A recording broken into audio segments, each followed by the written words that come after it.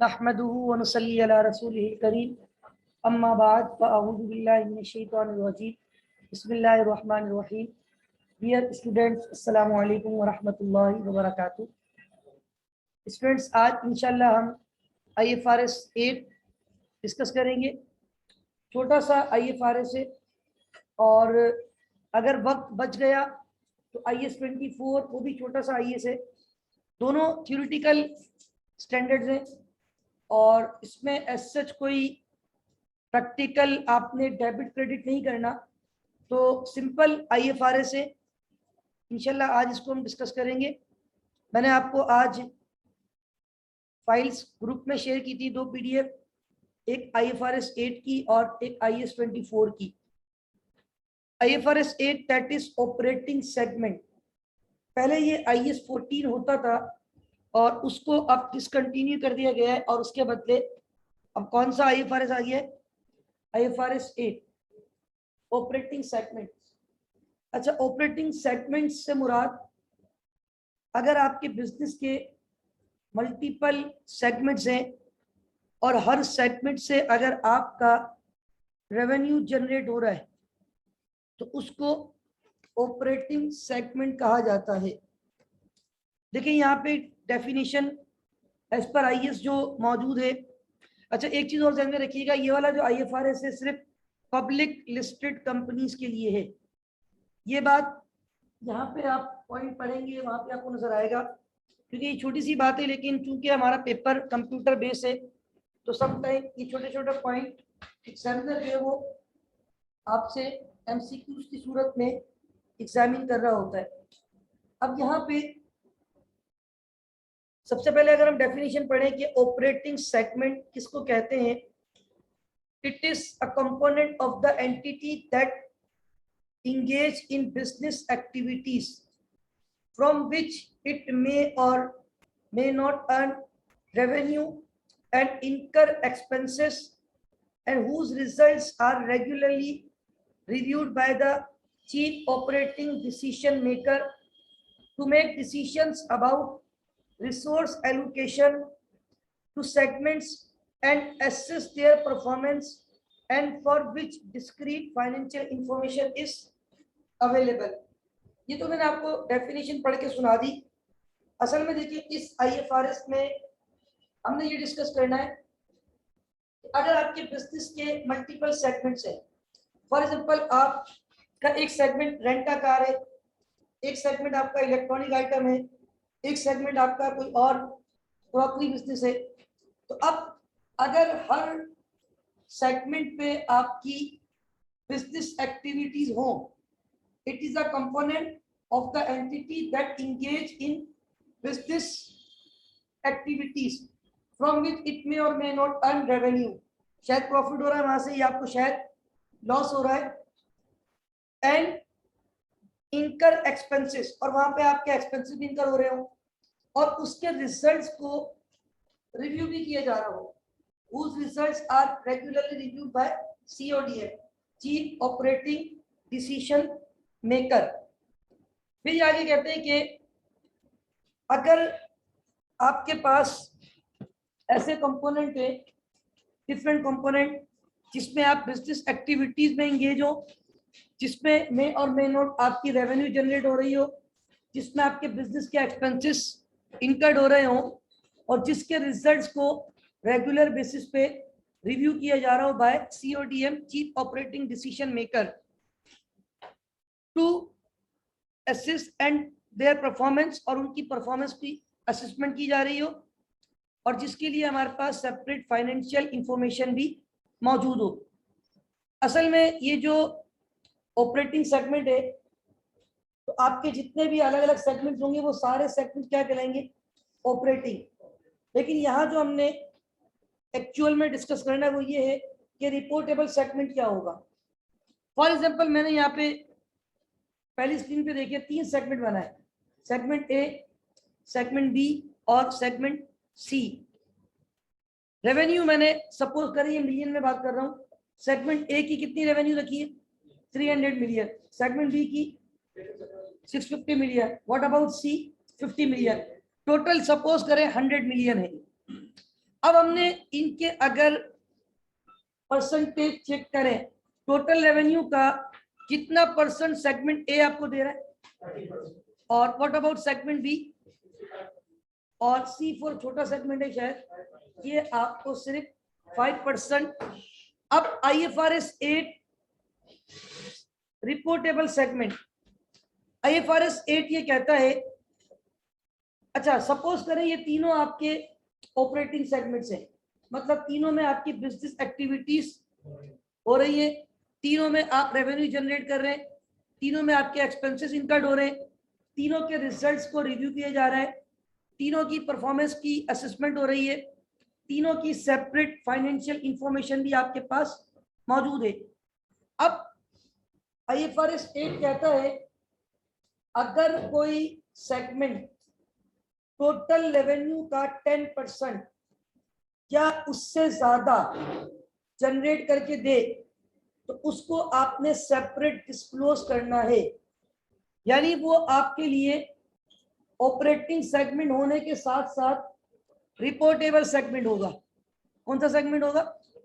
असल में देखिए, मैंने अभी शुरू में एक बात बोली, आज जो मैंने आपको दो हैंडआउट ग्रुप पे फॉरवर्ड किए हैं, IFRS 8 और IAS 24, इन दोनों में हमने प्रैक्टिकल अकाउंटिंग डिस्कस नहीं करनी, मतलब कोई डेबिट क्रेडिट कलम पढ़े था IFRS 16, हमने सेल्स एंड लीज बैक पढ़ा, तो वहां पे हमने ट्रांजेक्शन को डिस्कस किया कि जब sales and lease back transaction होगी तो कैश आ रहा है वो डेबिट होगा, एक एसेट जा रहा है वो क्रेडिट होगा, वही एसेट दोबारा रिवर्स होके आ रहा है, right of use asset debit हो रहा है, लीज लायबिलिटी क्रेडिट हो रही है, गेन ऑन जो भी आपका ट्रांसफर है वो हम रिकॉर्ड कर रहे थे। तो याद रखें वो IAS प्रैक्टिकली हम डेबिट क्रेडिट, ये वो स्टैंडर्ड है जो सब कुछ होने के बाद when you are going to present your financial statement, when you are going to prepare your financial statement, उस वक्त इसकी एप्लीकेशन आपने देखनी।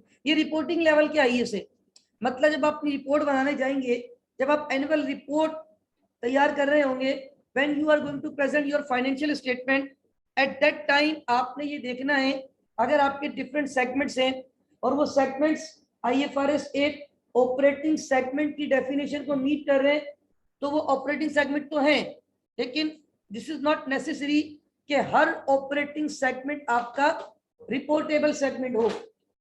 अब यहां देखिए वन ऑफ द क्राइटेरिया, वैसे तो इसमें बहुत सारी कंडीशन है, स्टेप वाइज मैं ऐड करूंगा, वन ऑफ द क्राइटेरिया है कि आपका वो सेगमेंट जो आपकी टोटल रेवेन्यू का 10% या उससे ज्यादा आपको जनरेट करके दे रहा है, उसका आपने अपने फाइनेंशियल स्टेटमेंट के डिस्क्लोजर में एक सेपरेट डिस्क्लोजर देना है।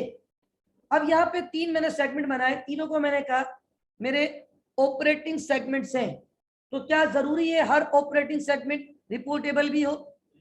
अब मैं अगर यहाँ पे 10% रेवेन्यू पे टेस्ट करूं तो क्या सेगमेंट ए मेरे लिए रिपोर्टेबल सेगमेंट होगा? बिकॉज ये 30% ऑफ द रेवेन्यू जनरेट करके दे रहा है। What about b? ये भी हमारा रिपोर्टेबल सेगमेंट है। क्या हमारा सेगमेंट सी जो है रेवेन्यू टेस्ट पे रिपोर्टेबल सेगमेंट होगा? क्या इसका सेपरेट डिस्क्लोजर रिक्वायर्ड होगा? तो सी जो है हमारा रिपोर्टेबल सेगमेंट नहीं है। अब अगर यहाँ पे अगेन ये दोनों डेफिनेशन आपके सामने मौजूद है, तो पहली डेफिनेशन हम ऑलरेडी डिस्कस कर चुके हैं, अभी 2-3 दफा मैंने पढ़ के सुनाई। सेकंड डेफिनेशन अंडर IFRS 8, और ये पॉइंट अभी थोड़ी देर पहले भी मैंने कहा था, अगेन आई रिपीट, ये IFRS सिर्फ पब्लिक लिस्टेड कंपनीज के लिए है। Under IFRS 8 a publicly listed entity is required to report segmental information for an operating segment that has been identified by IFRS 8 and which has exceeded the quantitative threshold, such as, for example, 10% of its reported revenue. इसमें और भी condition है, वो मैं step wise add करूंगा। One of the threshold criteria क्या है कि टोटल रेवेन्यू का 10% या उससे ज्यादा अगर कोई पर्टिकुलर सेगमेंट जो ऑपरेटिंग सेगमेंट है तो ऑपरेटिंग सेगमेंट होने के साथ साथ वो आपके लिए क्या बन जाएगा, और रिपोर्टेबल सेगमेंट से मुराद सेपरेट उसको आपने रिपोर्ट करना होगा। रिपोर्टिंग लेवल का आईए से जब आप रिपोर्ट बना रहे होते हैं उस वक्त आपने हर ये चेक करना है डेबिट क्रेडिट हो चुका है, सब कुछ हो चुका है, रिजल्ट्स तैयार है, उसके ऊपर आपने कुछ चीजों को सेपरेट हाईलाइट करना है। फिर यहाँ पे कह रहे हैं कि सीओडीएम, ऊपर एक वर्ड आया था chief operating decision maker function as opposed to a person, and that function is allocating the entity's resources and assessing the performance of the entity। मतलब जो आपके सेगमेंट्स की परफॉर्मेंस को इवेल्युएट कर रहा हो, असेसमेंट कर रहा हो और फिर उससे मुतालिक वो डिसीजन लेता हो, this is known as CODM, chief operating decision maker. जी नहीं नहीं, डिस्क्लोजर जाएगा नहीं, डिस्क्लोजर जो आपके नोट्स टू दी अकाउंट्स होते हैं ना, वहां पे इसका एक कोई भी जैसे नोट नंबर होगा और उस नोट्स के अंदर आपने इसको सेपरेटली बताना होगा ये हमारे जो टोटल सेगमेंट में से वो सेगमेंट से जिनकी परफॉर्मेंस 10% या उससे ज्यादा है तो ये हम एज पर IAS 24 इसको डिस्क्लोज कर रहे हैं बस। बुक तो कंसोलिडेटेड होगी आपकी, बुक्स तो आपकी कंसोलिडेटेड होगी, रिजल्ट्स आपके जो पीएनएल और बैलेंस शीट है वो तो कंसोलिडेटेड होंगे, लेकिन उसमें उन सेगमेंट्स को सेपरेटली आप रिपोर्ट करने से मुराद उसकी कोई अलग से फाइनेंशियल मतलब स्टेटमेंट नहीं बना रहे होंगे, डिस्क्लोजर देना होगा बस।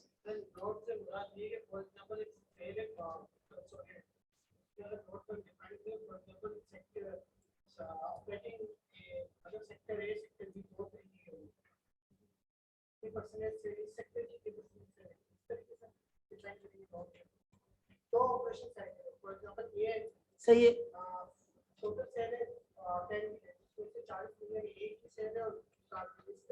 अब ये 40 और 60 आप कर रहे हैं ना, ये दोनों टोटल रेवेन्यू का 10% से क्रॉस कर गया है, तो यहाँ तो दोनों ही आपके रिपोर्टेबल सेगमेंट है।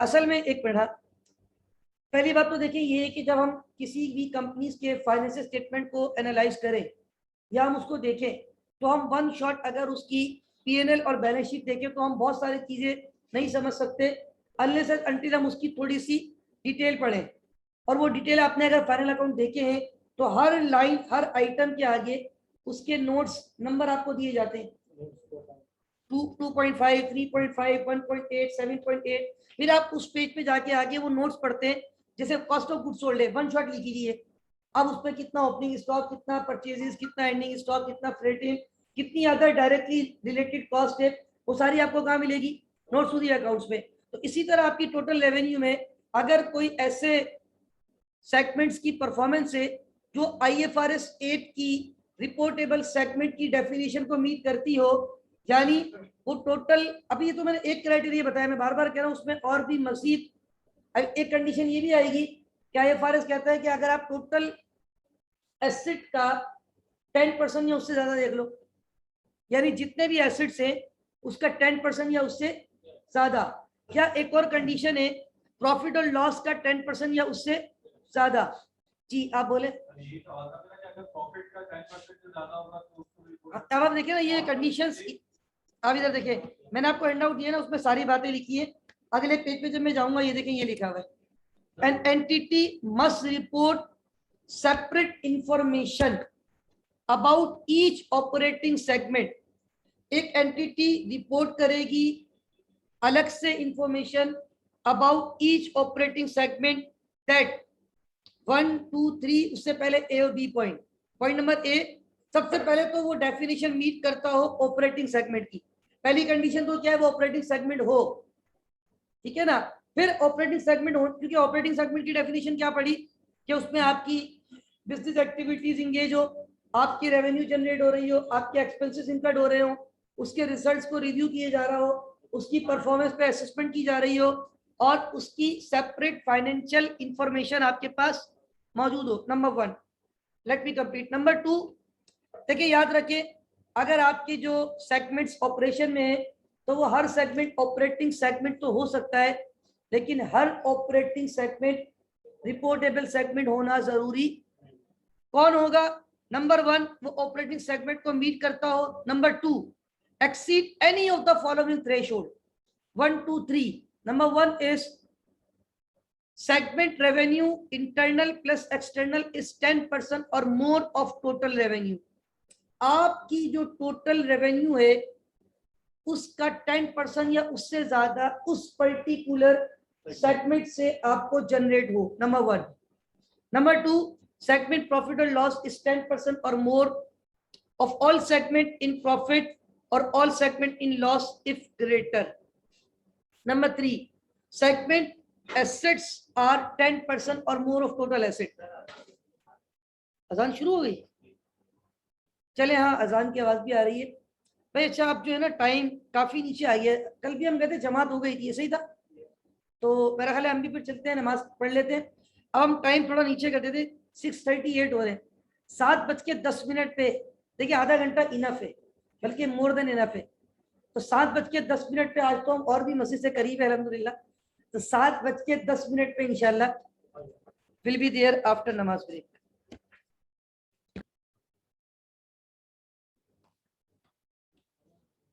Welcome back again after the namaz break. और नमाज ब्रेक के बाद एक बार फिर आपको खुशामदीद कहते हैं. बिफोर नमाज ब्रेक हम IFRS 8 just we have started, और बहुत मुख्तसर IFRS है. इसका सिर्फ आपने ये चेक करना है कि अगर आपके मल्टीपल सेगमेंट से जो कि ऑपरेटिंग सेगमेंट की डेफिनेशन को मीट कर रहे हैं, प्लस अगर वो रिपोर्टेबल सेगमेंट का क्राइटेरिया मीट कर रहे हैं, तो उनकी सेपरेट इंफॉर्मेशन आपने नोट्स टू द अकाउंट में डिस्क्लोज कर दी है. 3 बातें, और ये 3 बातें भी इनफ नहीं है, इसके आगे भी कुछ क्राइटेरिया जो नीचे लिखा हुआ है. तो फिलहाल मैं कहूँगा आप उसको नहीं पढ़िएगा, उसको मैं इंशाल्लाह थोड़ा सा स्टेप वाइज डिस्कस करूंगा. तो पहली 3 बातें ये थी कि टोटल रेवेन्यू का उस पर्टिकुलर सेगमेंट से 10% या ज्यादा जनरेट हो, नंबर 1. नंबर 2, टोटल प्रॉफिट या लॉस का 10% या उससे ज्यादा जनरेट हो, नंबर 2. नंबर 3, टोटल एसेट का 10% या उससे ज्यादा जनरेट हो. मैं भी कुछ 2-3 मैंने हैंडआउट में क्वेश्चन भी रखे, खासतौर पे इसमें जो क्वेश्चन नंबर 3 है ना मेरे हैंडआउट का, ये हमारे ICMA के 5 पेपर में आया था. और एक नज़र अगर आप ये सवाल देखिए, सवाल को देखने से शायद आपको ऐसा फील हो कि यार सर ये तो लग रहा है कि कोई प्रैक्टिकल सवाल है. आप तो कह रहे थे कि सर इसमें तो कोई प्रैक्टिकल कॉन्सेप्ट नहीं है. तो इसका मैं सोल्यूशन भी आपको दिखाता हूँ, मैंने अगली स्क्रीन पे रखा हुआ है.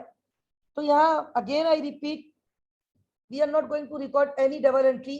सब कुछ हो चुका है भाई, आप अपनी बस फाइनल अकाउंट की प्रिपरेशन कर रहे हैं. उस वक्त आपने ये ख्याल करना है कि इनमें से कौन से सेगमेंट आपके रिपोर्टेबल है.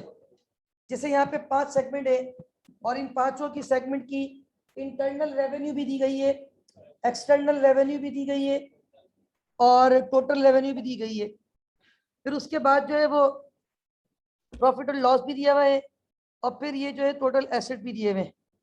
और उसके बाद जो है वो लाइबिलिटीज ये आपको एक्स्ट्रा दी गई है, ये कंफ्यूज करने के लिए.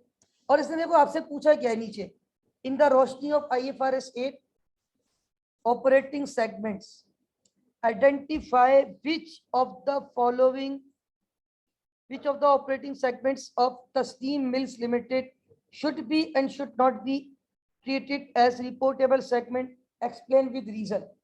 मतलब सिर्फ यस नो में आपने आंसर देना है कि हाँ ये रिपोर्टेबल है. क्यों? क्योंकि इसका 10% ज्यादा रेवेन्यू है. एक मिसाल दे रहा हूँ, रीजन ये होगी, हाँ ये है, इसका 10% ज्यादा एसेट है.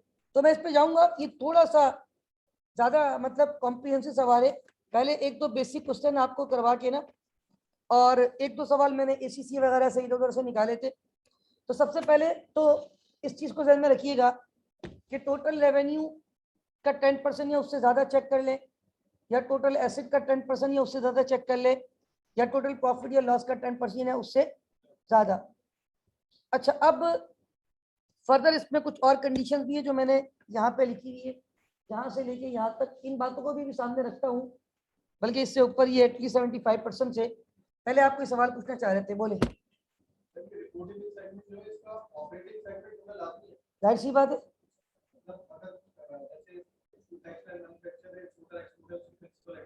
सही। हाँ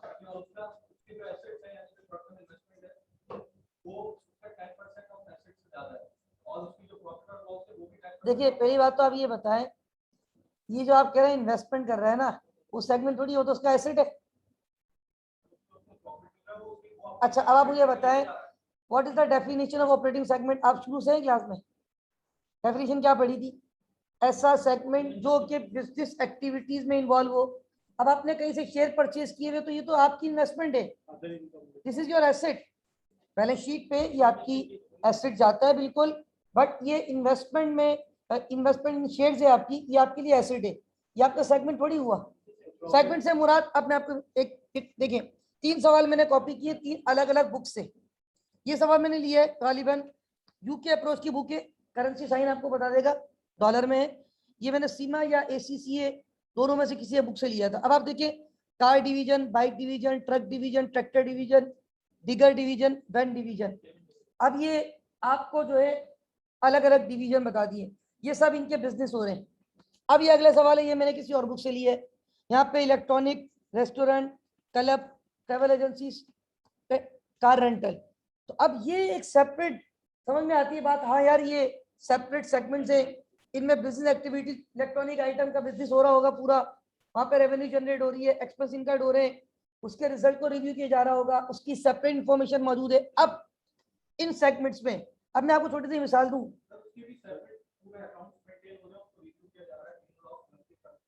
सही है।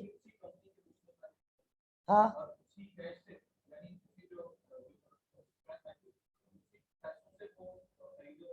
हाँ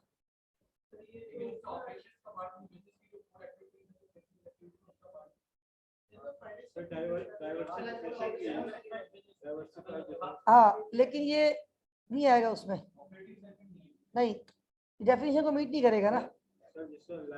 ठीक है, वो डायरेक्ट से बिजनेस हो सकते हैं, बहुत सारी चीजें। मैं आपको छोटी सी मिसाल दूं, हम आईसीएमए की एनुअल रिपोर्ट देखते हैं, we are user, we are member of ICMA Pakistan.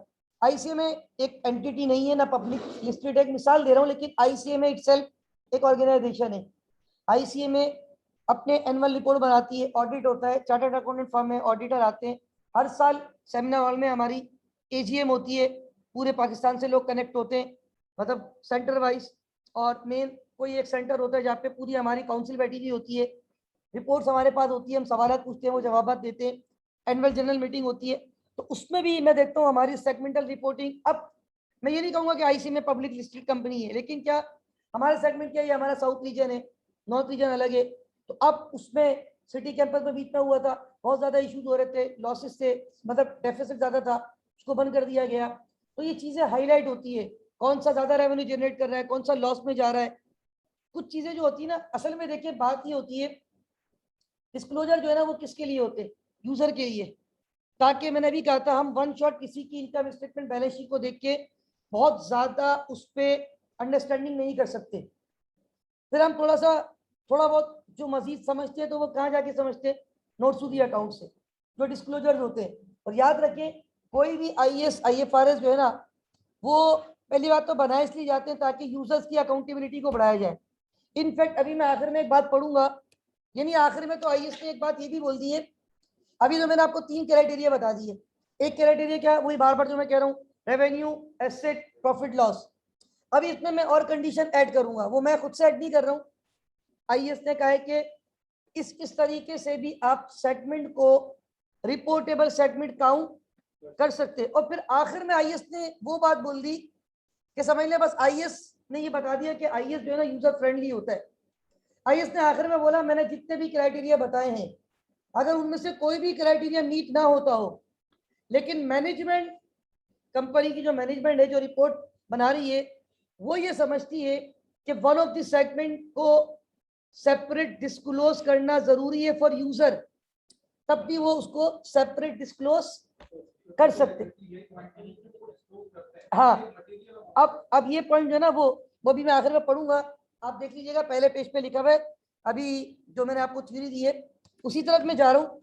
अब यहाँ पे कुछ कंडीशन है, पहले मैं वो पढ़ के सुनाता हूँ, फिर आपको थोड़ा सा ये पॉइंट जो है ना डिस्टर्ब करेगा शायद, लेकिन मैं प्रैक्टिकली भी सामने रखूंगा तो आई होप क्लियर हो जाएगा। ये कहते हैं at least 75% of total external revenue must be reported by reportable segment. ये लाइन कहती है आपसे कि जिन सेगमेंट को आपने रिपोर्टेबल सेगमेंट सिलेक्ट किया है, जिन सेगमेंट्स को आपने रिपोर्टेबल सेगमेंट एक्सेप्ट किया है, उनका एक्सटर्नल रेवेन्यू से एटलीस्ट कितना कंट्रीब्यूशन होना चाहिए? 75%। अब सपोज कर लेता हूं आपके 7 सेगमेंट है, 7 में से आपने 4 सिलेक्ट कर लिए, कंडीशन मीट हो गई 10% रेवेन्यू की। कितने आपने सिलेक्ट नहीं किए? 3 नहीं किए। अब जो आपने 4 सिलेक्ट किए ना, एक्सटर्नल रेवेन्यू का जो टोटल है उसका 75% निकालो। सपोज वो आ गया 200 मिलियन। अब जिन 4 को आपने सिलेक्ट किया, उन चारों के एक्सटर्नल रेवेन्यू को प्लस करो। अगर वो 200 मिलियन है तो फिर ठीक है, ऑल इज वेल। अगर वो 190 मिलियन है, अब कितना मिलियन शॉर्ट पड़ गया? अब आपको एडिशनल सेगमेंट को भी रिपोर्टेबल सेगमेंट मानना पड़ेगा, ऑल दो वो 10% थ्रेशोल्ड को मीट। देखिए आगे बात लिखी हुई है, where that is not the case, जहां पे ऐसा केस नहीं है। कैसा केस नहीं है? कि जिन सेगमेंट्स को आपने सिलेक्ट किया है एज रिपोर्टेबल सेगमेंट, कि इनकी सेपरेट रिपोर्ट करना जरूरी है, उनकी एक्सटर्नल रेवेन्यू में कम से कम कितनी कंट्रीब्यूशन हो? अगर ऐसा नहीं है, where that is not the case, additional must be identified. हालांकि जो एडिशनल आप आइडेंटिफाई करने जा रहे हो, क्या वो 10% से ज्यादा है या उससे कम होंगे? कम ही होंगे ना भाई। 10% में अगर होते तो पहले ही आप उसको सिलेक्ट नहीं कर लेते। आपने पहले सिलेक्ट किस पे किया? 10% पे। मैंने कहा 4 आ गए, बाकी सब लेस देन 10% थे। लेकिन उन 4 का जो एक्सटर्नल रेवेन्यू से कंट्रीब्यूशन था, एटलीस्ट इट शुड बी, अगर वो नहीं है, where that is not the case, additional must be identified even if they don't meet 10%। अच्छा, ये कंडीशन जो है ना हैंडआउट के पहले सवाल में मौजूद है। अब मैं वहीं जा रहा हूँ, मतलब ये वाली पूरी बात उसमें अप्लाई हो रही है जो मैंने कहा सीमा या एसीसी की बुक से मैंने सवाल उठाया था ये। अब इसमें देखें, CTU company has the following operating segments: car division, bike division, truck division, tractor division, van division, digger division. How many division are there? ये 6 के 6 क्या इसके ऑपरेटिंग सेगमेंट्स हैं? हम कौन होते हैं कहने वाले? सवाल खुद कह रहा है ये इसके ऑपरेटिंग सेगमेंट्स है। इसका मतलब है, और ये अभी हमने पढ़ा था कि ये पॉइंट आप सुन लें कि पहली कंडीशन ही ये है, has been identified as meeting the definition of an. अब इधर देखिए, which of the following segment would qualify as reportable segment? इसमें से कौन सा ऐसा सेगमेंट है जिसको आप क्या कहेंगे? Reportable segment. अच्छा, अब आप देखिए, सबसे पहले जो आपने चेक करना है ना, यहाँ पे स्टूडेंट समटाइम गलती करते हैं। पहला जो मैं चेक करूंगा वो टोटल रेवेन्यू पे। किस पे? Total revenue. अब इधर देखिएगा, आपकी जो टोटल रेवेन्यू है वो 235,000 है। एम आई राइट? तो 235,000 का 10% यूएस डॉलर में बात हो रही है, 23,500 यूएस डॉलर। एम आई राइट? अच्छा, अब जरा आप ये बताएं, टोटल पे पहला मैंने स्टेप किस पे चेक किया है? टोटल। अभी मैं अगला स्टेप एक्सटर्नल रेवेन्यू पे जाऊंगा। देखिए, इंटरनल रेवेन्यू भी तो होती है, बाज़ दफा आपने अपने ही ग्रुप में सेल कर दी। अब जैसे कार डिवीजन ने इंटरनल सेल की, तो मे भी पॉसिबल है कार डिवीजन के कुछ ऐसे आपके इंस्ट्रूमेंट्स हो या ऐसे कोई एलिमेंट्स हो जो कि ट्रक डिवीजन में इस्तेमाल होते हो या वैन डिवीजन में, तो वो आपस में जो सेल हुई है। इंटर कंपनी तो वो तो अनरियलाइज्ड प्रॉफिट तो आप एलिमिनेट करोगे, वो मैं आपको कंसोलिडेशन पढ़ाऊंगा, उसमें ही बताऊंगा।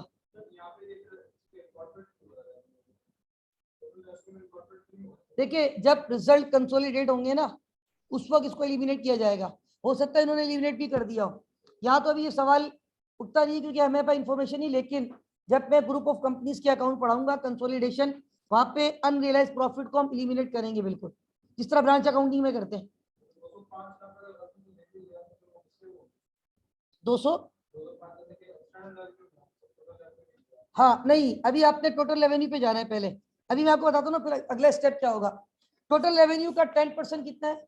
23.5। ऊपर जो है ना rupees in dollar in thousand है। तो अब आपने चेक करना है कि 23.5 टोटल रेवेन्यू किसका आ रहा है। क्या 90 इज मोर देन 23.5? इसको मैं यस करूंगा। यस का क्या मतलब है? क्या ये रिपोर्टेबल सेगमेंट है? What about bike division? Yes, okay good. What about truck division? अब आप जरा मुझे बताएं व्हाट अबाउट ट्रैक्टर डिवीजन? 23 और वहां पे होना कितना चाहिए? 23.5। What about other two? No. लेकिन अब जरा सेकंड कंडीशन चेक करें, वहां पे लिखा हुआ था, अब ये पॉइंट जो है ना ये टोटल पे चेक नहीं होगा, एक्सटर्नल।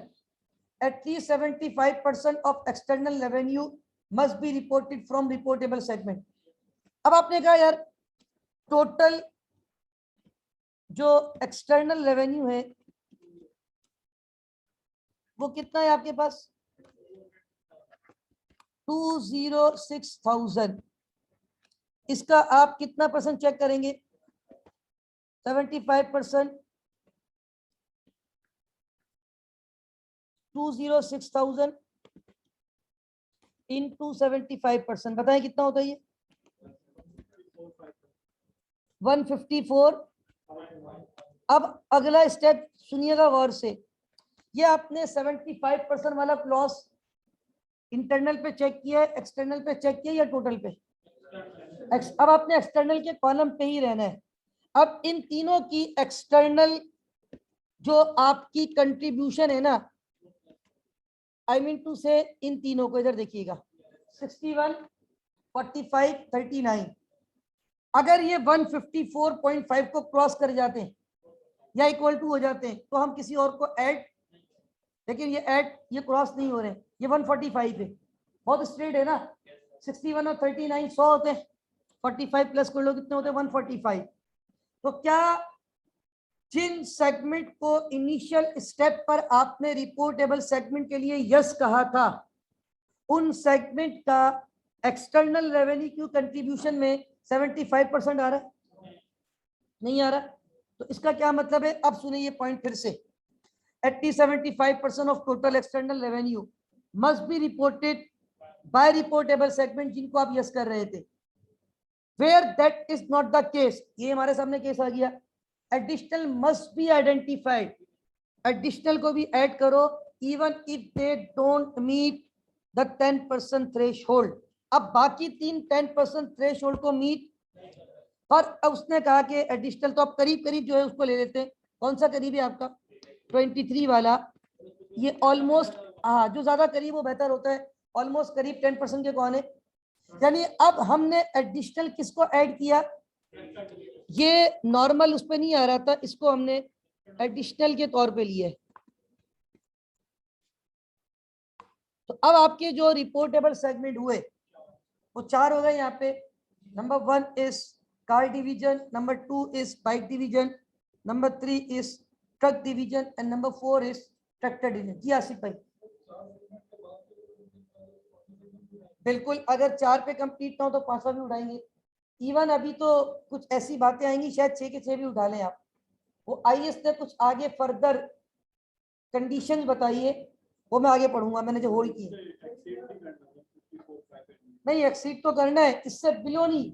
इसका अल्टीमेटली एक मतलब ये हुआ, यानी अगर मैं इसको थोड़ा सा समअप करूं ना, तो समअप ये हुआ कि जो आपके रिपोर्टेबल सेगमेंट होंगे ना वो कम से कम 75% तो होंगे। हाँ, वो कम से कम एक्सटर्नल के 75% तो होंगे। जब ये नहीं हो रहा तो हमें एडिशनल को भी क्या करना पड़ गया? ऐड। अब जब मैंने ऐड किया 23 को, अब ये क्रॉस कर गया, अब ये शायद 80 को भी क्रॉस कर गया हो, शायद 75 को तो क्रॉस कर गया ये। Is that clear? जी बोले। देखिए इंटरनल और एक्सटर्नल रेवेन्यू का मतलब ये होता है, एक्सटर्नल जो आप बाहर कर रहे हैं सेल, इंटरनल जो आप विद इन ऑर्गेनाइजेशन कर रहे हैं। अब ये इनके अलग अलग डिवीजन है ना, कार डिवीजन, बाइक डिवीजन। अब जैसे सिर्फ कौन सा डिवीजन ने इंटरनल सेल की है? कार डिवीजन ने। अब आप मुझे बताएं, कार डिवीजन के पास हो सकता है कुछ ऐसे पार्ट्स मौजूद हो जो वैन में भी यूज हो सकते हैं। कार और वैन के बहुत सारे टायर वगैरह की साइज सेम होता है, तो हो सकता है वो उस डिवीजन के पास जरूरत थी, उसने बेच दी इसको, तो आपस की। तो देखिए समटाइम ये ट्रांजेक्शन, अब उसमें एक चीज और आती है जो भाई ने भी यहाँ पे थोड़ा सा पॉइंट को हाईलाइट किया, वो इंटर कंपनी प्रॉफिट जो होता है, अगर वो अनसोल्ड स्टॉक पे है, उस पर भी बात यह थी कि अनसोल्ड स्टॉक हो सकता है वो सारा स्टॉक आगे बेच दिया हो, तो वो ग्रुप का प्रॉफिट रियलाइज हो गया, फिर उस पर नहीं होता।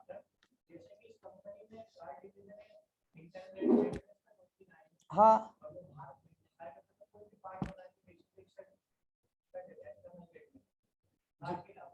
कार की बात नहीं है, बाहर जो आउटसाइड कंपनी सेल हो रही है वो एक्सटर्नल है, इनसाइड कंपनी सेल हो रही है वो। इनसाइड कंपनी से मुराद आपकी कंपनी के डिफरेंट डिवीजन है, आपस में ट्रेडिंग। जी, जिस तरह हेड ऑफिस ब्रांच को भेजता है, अब वो क्या एक ही है, लेकिन आप लोग पढ़कर आए, अगर ब्रांच अकाउंटिंग पढ़ा हो तो बाद दफा हेड ऑफिस ब्रांच को ओवर वैल्यूएशन के साथ बेच रहा होता है, तो फिर वो आगे, तो ये सारी चीजें बहरहाल। अब जरा क्वेश्चन नंबर 2 पे आ जाए, वो कंपैरेटिवली, लेकिन चले उससे पहले कुछ बातें और पढ़ लेते हैं। अब ये सुने, ये आगे यहां तक तो हमने पढ़ लिया, आगे कहते हैं 2 और more operating segment below the threshold, जो 10% को मीट ना करते हो, मे बी एग्रीगेटेड, उसको भी आप क्या कर सकते हो, to produce a reportable segment, एक रिपोर्टेबल सेगमेंट बनाने के लिए। कब? If the segment have similar economic characteristics and the segments are similar in each of the following respects: nature of product और सर्विस सेम हो, प्रोडक्शन प्रोसेस सेम हो, class जो आपकी कस्टमर है वो सेम हो, उसका डिस्ट्रीब्यूशन का जो वे है वो सेम हो, तो उन सेगमेंट्स पे अगर आपकी सिमिलर नेचर की प्रोडक्ट्स है, एक ही कस्टमर, अब जैसे बहुत सारी प्रोडक्ट्स होती है, बाद जगह आप उसको अलग अलग ट्रीट कर रहे होते हो, या बहुत सारे ऐसे बिजनेस है या सेगमेंट बनाए हुए, लेकिन वो सेगमेंट्स जनरल कस्टमर एक ही है उनके, उनका डिस्ट्रीब्यूशन का प्रोसेस सेम है, उनकी नेचर सेम है, तो फिर आप 2 या 2 से ज्यादा को ऐड करके एग्रीगेट करके भी उसको एक सेगमेंट बना सकते हो, अगर ये क्वालिटीज हैं। इसके अलावा आखिरी बात जिस पे आप भी शायद थोड़ा सा ये पॉइंट रेस कर रहे थे, operating segment that don't meet any of the quantitative threshold, ना वो 10% रेवेन्यू में आता हो, ना वो 10% एसेट में आता हो, ना वो 10% प्रॉफिट या लॉस में फॉल करता हो, ना वो एटलीस्ट 75% के बाद ऐड होता हो, ना वो 2 और मोर सिमिलर कैटेगरीज में आता हो, फिर भी इन सब को साइड में रखने के बावजूद भी may be reported separately if management believes that information about the segment would be useful to users of the financial statement। क्योंकि याद रखें, हम जो फाइनेंशियल स्टेटमेंट बनाते हैं, और मेरा प्लान ये है कि इंशाल्लाह the day after tomorrow Monday online class जिस तरह हम रखते हैं एज यूजुअल इंशाल्लाह होगी, तो उसमें मैं फ्रेमवर्क पढ़ाऊंगा। पहला पार्ट है सिलेबस का, जिसकी 5% वेटेज है, और पेपर में उसमें से बहुत ज़्यादा फीडबैक है, स्टूडेंट के सवाल आ रहे हैं। तो ये जो आपका फ्रेमवर्क है, ये थ्योरेटिकल एरिया है, उसमें IAS IFRS की थ्योरी, फ्रेमवर्क के अंदर हमारा जो आपका रेगुलेटरी फ्रेमवर्क और कॉन्सेप्चुअल फ्रेमवर्क, तो ये सारी चीजें इंशाल्लाह हम डिस्कस करेंगे। तो वहां पर एक पॉइंट ये भी है, और पेपर में भी पूछा जाता है कि why we prepare financial statement, हम फाइनेंशियल स्टेटमेंट क्यों बनाते हैं, why there is a need to prepare financial statement. तो फाइनेंशियल स्टेटमेंट हम इसलिए बनाते हैं because we have to provide information to users. फिर एक सवाल आता है कि why there is a need to provide information to users, तो because users have to take their economic decisions. तो भाई यूजर्स को डिसीजन लेने होते हैं, दैट्स व्हाई हम फाइनेंशियल स्टेटमेंट बनाते हैं और हम यूजर्स को इंफॉर्मेशन देते हैं। तो अगर मैनेजमेंट समझती है कि सम टाइम कोई सेगमेंट किसी भी कंडीशन के तहत रिपोर्टेबल सेगमेंट में काउंट नहीं हो रहा, लेकिन आप ये समझते हैं कि इसकी इंफॉर्मेशन यूजर को देना जरूरी है, तब भी आप उसको सेपरेट रिपोर्ट कर सकते हैं। Operating segment that don't meet any of the quantitative threshold may be reported separately if management believes that information about the segment would be useful to the user of financial statement। देखिए बात दफा ये होता है कि आपका एक segment है, उसकी परफॉर्मेंस बहुत अच्छी होती है हमेशा, तो वो अलग से डिस्क्लोज होता है, यूजर को पता है कि यार इसकी परफॉर्मेंस अच्छी है, ये हमेशा अलग से नजर आता है। मे भी इस दफा वो कोविड की वजह से या कोई मसला हो गया, वो उस थ्रेशोल्ड को नहीं जा पाया। अब अगर आप उसको डिस्क्लोज नहीं करोगे तो यूजर समझिए शायद आपने उसको डिसकंटिन्यू कर दिया है, यूजर मिसगाइड हो सकता है, यूजर को उसकी रिपोर्ट जनरेट करना जरूरी है, तो फिर आप उसको डिस्क्लोज सेपरेटली कर सकते हो और रीजन वहां पे भी बता सकते हो कि क्यों ये इस दफा हमारा उसमें काउंट नहीं हो रहा था। तो देखिए ये जी हाँ, मतलब जो उसके फीचर्स है या प्रोडक्शन प्रोसेस है वो सेम हो, ठीक है। इकोनॉमिक प्रैक्टिसेस मतलब जो उसके प्रोडक्ट है, पर यूनिलीवर है उसकी बहुत सारी प्रोडक्ट्स है, मतलब हंड्रेड ऑफ गुड्स है, तो उसके कंज्यूमर भी ऑलमोस्ट बहुत सारे प्रोडक्ट के सेम ही है, उसकी कैरेक्टरिस्टिक भी सेम है, ज्यादातर कंज्यूमर गुड्स है, ठीक है। प्रोडक्शन प्रोसेस भी बहुत सारा अक्सर सेम होता है, ठीक है। तो अगर इस टाइप की चीजें हैं तो फिर वो एक एग्रीगेट कर सकते हैं और उसको एक सेगमेंट मान नहीं जा सकता। जी देखिए हर जगह ऐसा नहीं होगा, हमने ये वो तो आप ये समझ रहे कि ये जरूरी नहीं, ये ऑप्शनल है, मे भी लिखा हुआ है, मे भी का मतलब है अगर आप चाहें तो। हाँ तो उसमें आप ये बोले ना कि सेम नेचर की वजह से आप कहना चाह रहे हो, असल में अगर आप थोड़ा सा ये पढ़े ना, यहाँ पे एक बात लिखी हुई थी, N entity must report, N entity must report separate information about each of the following. Must का मतलब लाजमी है, कब? जब ए और बी कितनी बातें हो, दो, ए क्या बात हो कि वो क्या कहलाता हो ऑपरेटिंग, और बी तीन में से एक बात हो, यहाँ तो मस्ट वाली बात आ गई। अब ये जो बात है ना ये एडिशनल है, ये जो 75% है, चलो इसमें भी आपको एडिशनल ऐड करना है, मस्ट भी ऐड है, क्योंकि यहाँ भी आपको 75% नहीं हो रहा तो मस्ट भी ऐड है। लेकिन ये वाला जो मस्ट नहीं है, मे बी एग्रीगेटेड, कि आपके ऊपर है अगर आप एग्रीगेट करके उसको एक बनाना चाहो, अदरवाइज नॉट नेसेसरी। यहाँ पे मस्ट वाली बात नहीं है। और नीचे वाली बात भी देखिए क्या लिखा हुआ है, मे बी रिपोर्टेड, जहां आप समझते हैं कि ये इंफॉर्मेशन यूजर को देना जरूरी है। इज दैट हाँ हाँ हाँ बिल्कुल, उसको ऐड नहीं करेगा, उसको एग्रीगेट पे जाएगा, अगर वो करना चाहे तो कर सकता है। नेचर क्यों डिफरेंट हुआ?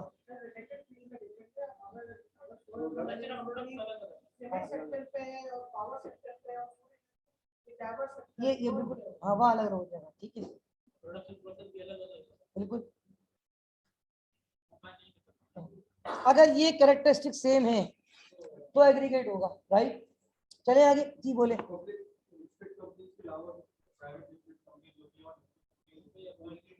ये नहीं है, नहीं है, क्योंकि ये मैंने ऊपर ही बता दिया था, और ये बात under IFRS 8 publicly listed entity और private company can not be listed, ठीक है।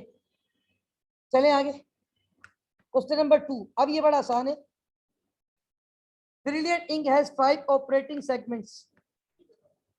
ये आपके पास 1 2 3 4 5, ये पांचों सेगमेंट के नीचे नाम दिए हुए, पांचों की एक्सटर्नल रेवेन्यू, पांचों की इंटरनल रेवेन्यू, पांचों की टोटल। पहला स्टेप किस पे चेक करूंगा? टोटल पे। अच्छा आप मुझे बताएं टोटल रेवेन्यू कितनी है? टोटल रेवेन्यू आपकी है 430, 430 का 10% 43। अच्छा इसको यस कर दूं? What about this, what about this? अच्छा अब ये 75% तो डेफिनेटली हो गया होगा, और आप चेक भी कर सकते हैं एक्सटर्नल रेवेन्यू कितनी है। एक्सटर्नल रेवेन्यू एक्सटर्नल जो है वो आपकी 295 है, 295 का 75% जी 221 नहीं, आप टोटल प्लस कर रहे हो। मैंने कहा था अभी आपको किसको प्लस करना है, एक्सटर्नल को, यानी आप इसको लोगे और एक मिनट, एक तो आपने इसको देखना है और इन तीनों को देखना है, ऐसा ही है। अब जरा 100 140 200 275 बोलो, क्रॉस करिए ये वो तो अब जरूरत ही नहीं है, 75% हमारा पूरा, अब उसको ऐड करने की जरूरत नहीं है। Is that clear?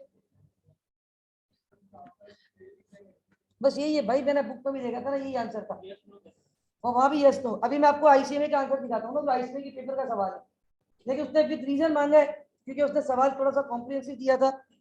अब मैं आखिरी सवाल करवा रहा हूँ जो पास पेपर का सवाल है, और एक बार तो भाई पास पेपर में आया था, बस ये कभी भी नहीं आया। मैं पिछले अल्हम्दुलिल्लाह 2010 से 11 से यहाँ पढ़ा रहा हूँ, लेकिन ये आईएएस आईएफआरएस पेपर में 2012 के बाद ऐड हुए थे, तो मेरे तो अल्हम्दुलिल्लाह सारे पेपर अल्हम्दुलिल्लाह बहुत गौरव फिक्र से देखे हुए।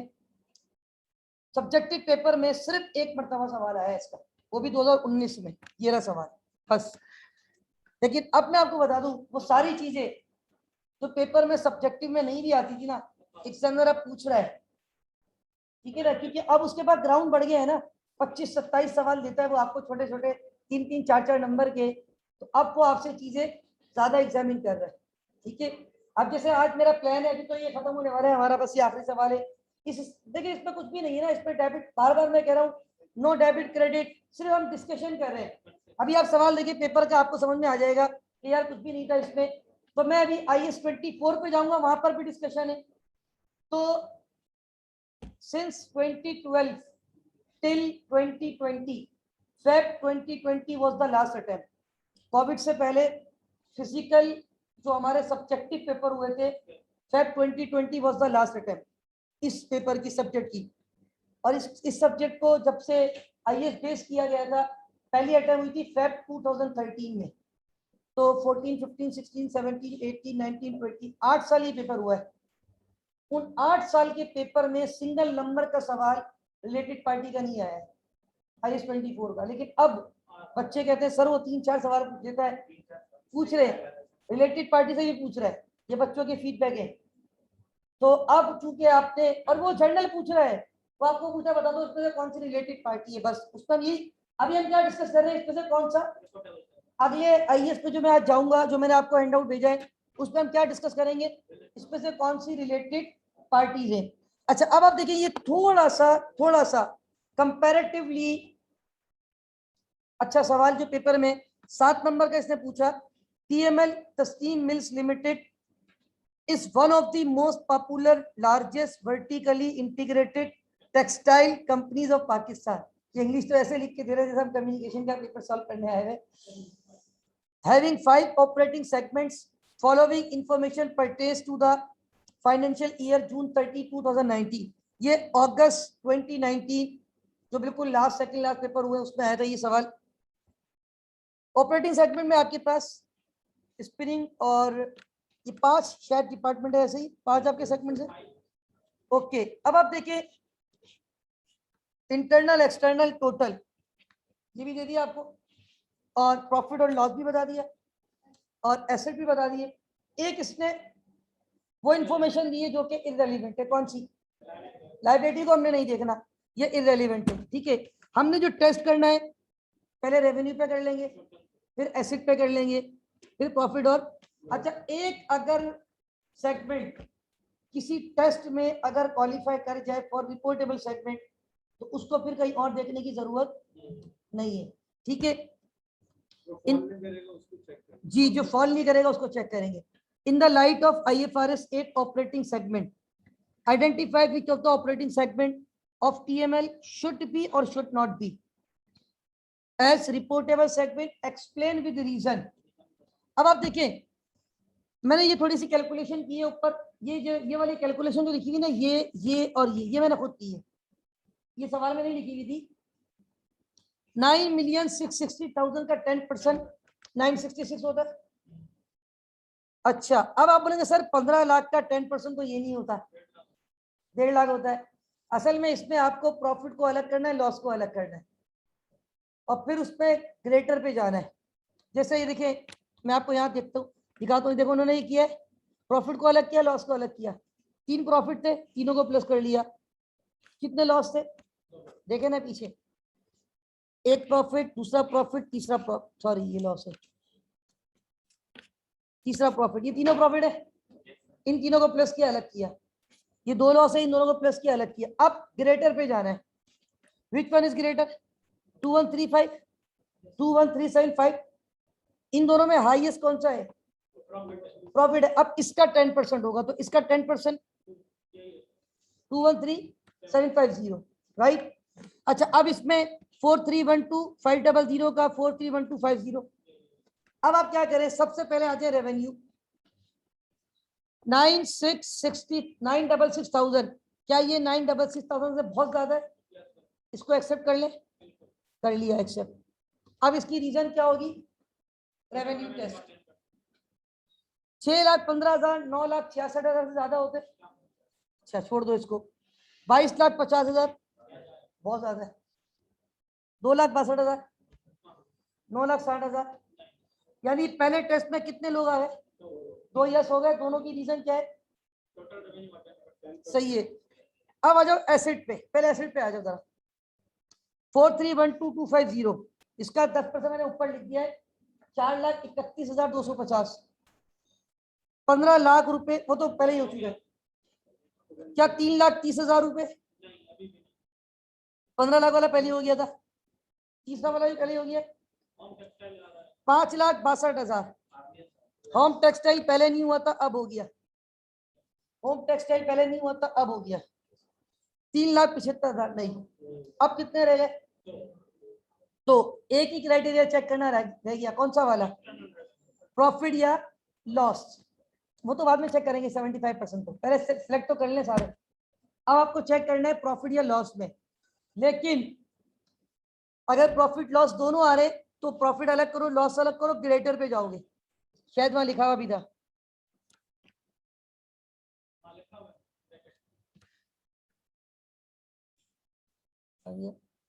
इफ ग्रेटर, सही है। तो वहां पे ग्रेटर क्या है? प्रॉफिट। प्रॉफिट बनना था आपका तकरीबन कोई शायद 21,37,500, उसका 10% कितना है?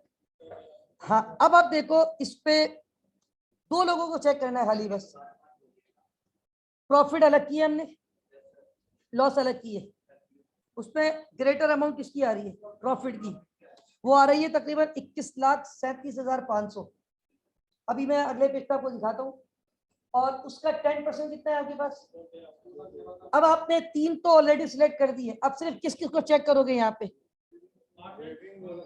अच्छा, अब ये देखिए वीविंग का लॉस है 1,65,000। क्या वो 2,13,750 से कम है? चाहे वो लॉस भी है, मसला नहीं, लेकिन कम है ना इस अमाउंट से। तो वो भी अभी भी वो क्या हो गया? नो। क्या ये 4,72,500 का लॉस उस अमाउंट से ज्यादा है? तो यस हो जाएगा। बस अब आप देखिए, इधर देखिए। हाँ बिल्कुल, लेकिन वो माइनस में ऑलरेडी, मतलब ज्यादा ही माइनस में जा रहा है वो, ठीक है ना। अब आप ये देखिए ना, इन्होंने क्या किया? As Taslim mill has both profit and losses making operating segment, result of those in profit and loss must be total to see which one is greater. आपने प्रॉफिट अलग किए, लॉस अलग किए, तो क्या ग्रेटर था? सो 10% ऑफ प्रॉफिट और loss must be supply with reference to 21,37,500। अब आप देखिए, इन्होंने ये चारों लिखे yes no yes yes yes. क्या हमने भी यही बोला? हमने 2 यस किस पे किए थे? रेवेन्यू पे। 1 यस किस पे किया था?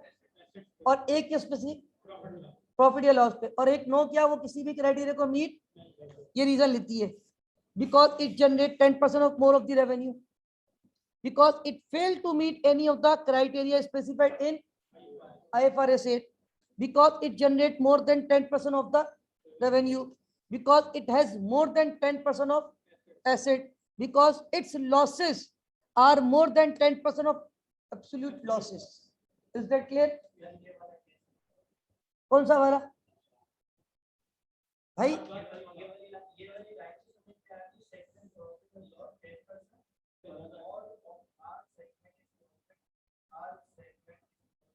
हाँ, ग्रेटर का मतलब ये था भाई, आपने तीनों प्रॉफिट अलग किए, तीनों लॉस अलग किए, उसमें बड़ी अमाउंट किसकी है, उसका 10% ले लो।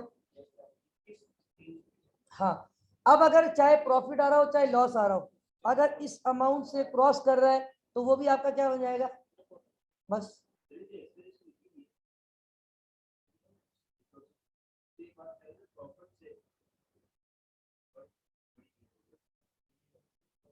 क्योंकि लॉस का कैसे स्टेज लिखा है, वरना नहीं भी लिखो कोई मसला नहीं है।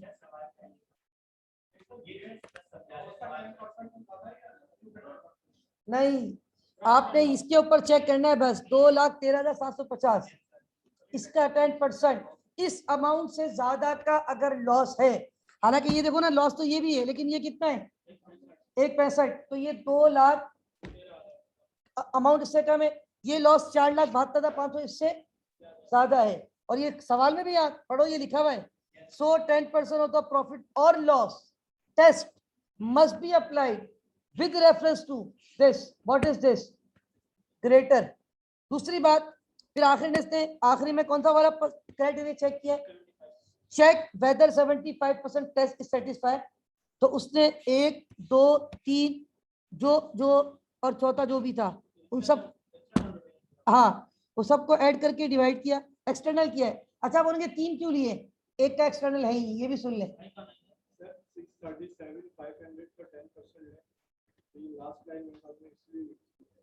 नहीं नहीं,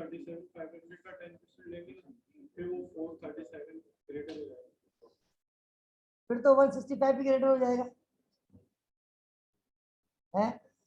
सुन ले भाई, ये ऐसा नहीं है जैसे आप राणा साहब ये कह रहे हैं कि 637,500 का 10% कितना होगा, 63,750, तो फिर तो दूसरा भी हो जाता, वो 1,50,55 कितना था, वो 1.65 था, तो वो क्यों नहीं आ रहा भाई, वो उस अमाउंट को क्रॉस नहीं कर रहा, राइट। चले भाई आगे जी, एनी क्वेश्चन?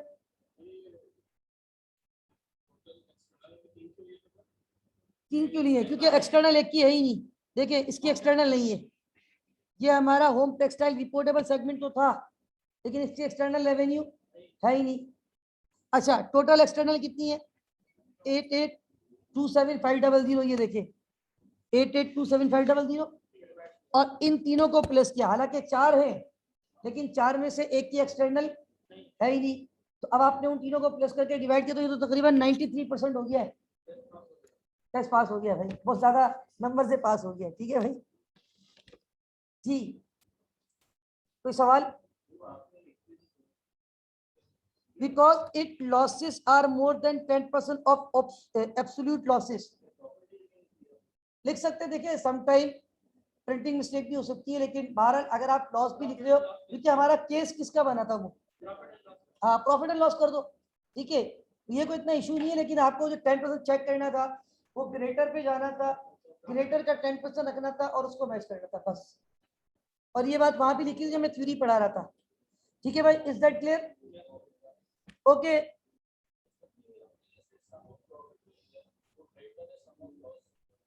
हाँ, हम किसी को भी कर सकते हैं, चाहे प्रॉफिट हो चाहे लॉस हो, अगर प्रॉफिट भी होता हम उसको भी चेक करते, प्रॉफिट और लॉस दोनों को देता था, ठीक है, हमारे रहते ही 2 सेगमेंट थे और दोनों लॉस में थे, और एक मीट कर गया और एक उससे बिलो था, तो इसलिए हमने उसको इग्नोर कर दिया, ठीक है।